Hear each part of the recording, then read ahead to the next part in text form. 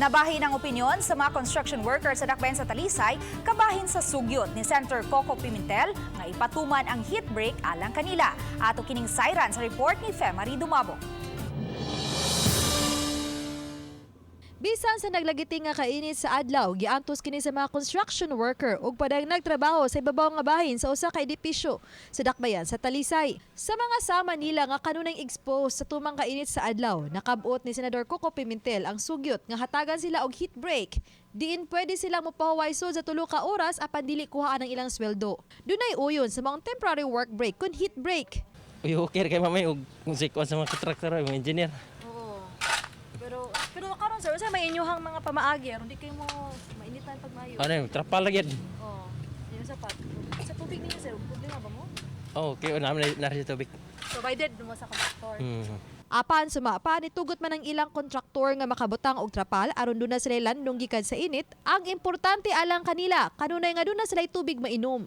Gani sa ilang grupo, makahurot sila og tag 5 ka galon sa tubig matag adlaw. Samtang gitugan ni Cyril Velasco, ang presidente sa Talisay City Chamber of Commerce, Trade and Industry, nga mapangitaan og pamaagi aron di mabutang sa laot ang mga trabahante ning grabing kainit ug di na kinahanglan pa ang heat break. Butang nga giyon na nasab sa ubang mga construction workers. Daghan na kay tag mga holidays, no? And I in my opinion this will not be best, no, for business. Mas mayo siguro kung tagaan lang po nato og options, no, ang ato mga kontraktor o ang ato ang mga construction workers.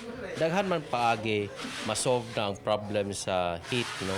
For example, ato pa nato sila, tagaan nato mga kalo, tagaan nato mga payong or shade, no, butangan nato silang shade, no, para lang na makapadayon niya pong trabaho without compromising po their health.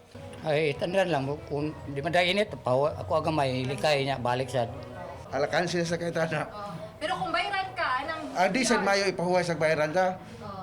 Atong trabahoan, di lang sa kayo, wala to, paspasan mayo, kayo sa init. Ato lang kung ano na itong lawas, kaya patay sa tao na.